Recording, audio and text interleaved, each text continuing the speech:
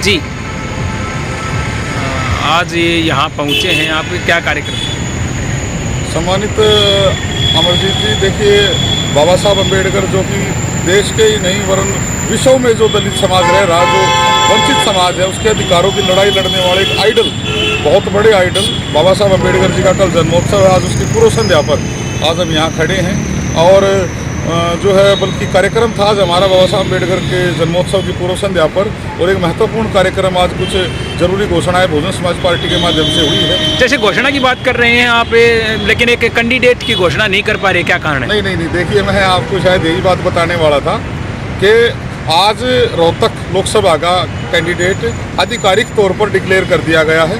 Backward समाज से राजेश जी हैं, उनको बहुजन समाज पार्टी रोहतक लोकसभा का कैंडिडेट डिक्लेयर कर दिया गया है। और आज एक बहुत बड़ी मीटिंग में कार्यकर्ताओं के समक्ष जो उनको जो है भाई आधिकारिक तौर पे घोषित किया गया है। और बल्कि अभी तक मीटिंग चली है, हम अभी मीटिंग से ही आ रहे हैं। बाबा साहब चौक पर हमने देखा कि भाई क्योंकि पूर्व संध्या है तो हम तो नमन करने आए थे, तो आप मिल गए, बड़ी अच्छी बात है। जो एक बहुत बड़ी लड़ाई हरियाणा में हमें जो देखने को मिल रही थी कि अति पिछड़ा समाज जो कि एकदम समाज से काट दिया गया था, राजनीतिक तौर पे अगर हम देखते हैं तो राजनीतिक तौर पर उस समाज को पहचान नहीं मिल पा रही थी, जिसमें कुम्हार समाज आप देखेंगे पूरे हरियाणा में, मुझे लगता है कि पूरे इंडिया में कुम्हार समाज का अगर किसी ने सम्मान रखा है जो कि अति पिछड़ा समाज वर्ग में आते हैं, तो यूपी से जो है दारा सिंह प्रजापति जी हैं कुम्हार, अभी हिसार से जो है एक कैंडिडेट हमने प्रजापति समाज से खड़ा कर दिया है।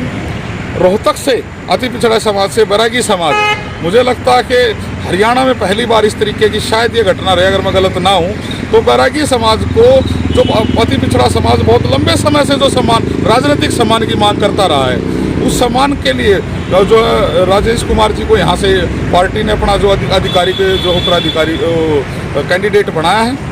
और आधिकारिक कैंडिडेट बनाने के बाद जो है अब तुरंत से ही जो है अभी उनके 3 कार्यक्रम लगे हुए हैं, तुरंत से टोटल कितनी सीट मतलब टिकटें दे चुकी है? टोटल जो है 5 सीटों पे कैंडिडेट उतारे जा चुके हैं। मैं आपको बताना चाहूँगा, सबसे पहले करनाल, उसके बाद फरीदाबाद और उसके बाद आज 3 सीटें जिसमें कि रोहतक, हिसार और सोनीपत, टोटल 5 जो कैंडिडेट है लोकसभा के उतारे जा चुके हैं। 5 बच गए हैं। बहुत जल्दी ही इन 5 कैंडिडेटों की सूची भी आप जारी करके मीडिया साथियों को दी जाएगी।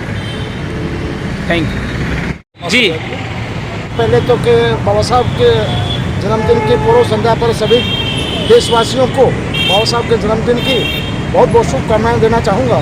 और इसके साथ साथ ये भी चाहूँगा कि हम सभी जो आज प्रदेश और देश के अलग अलग हिस्सों में बाबा साहब का जन्मदिन बड़ा जोर शोर से मना रहे हैं, तो हमें ज़रूरत है कि बाबा साहब को गहराई से जान करके और उनके सही दिखाए रास्ते पर चल करके हम उस मास्टर चाबी को हासिल करने का प्रयास करें, या मास्टर चाबी को हासिल करें जो बाबा साहब हमें जाते जाते संदेश देते हैं। Thank you. और बहुजन समाज पार्टी इस दिशा में बड़े मजबूती से प्रयासरत है। और अभी निकट भविष्य में ही लोकसभा के चुनाव हैं, हम चुनाव हैं, और हरियाणा में भी बहुजन समाज पार्टी बड़े दमखम के साथ चुनाव लड़ रही है। और ज़्यादातर बहुजन समाज पार्टी ने सभी जाति और सभी समाज का ध्यान रखते हुए खास करके अति पिछड़े समाज को बराबर की हिस्सेदारी बहुजन समाज पार्टी ने देने की कोशिश की है। तो मैं समझता हूँ कि अति पिछड़े इस बात को समझ करके एकजुट होकर के और अपनी भागीदारी सुनिश्चित करने का काम करें। जय भीम, जय भारत।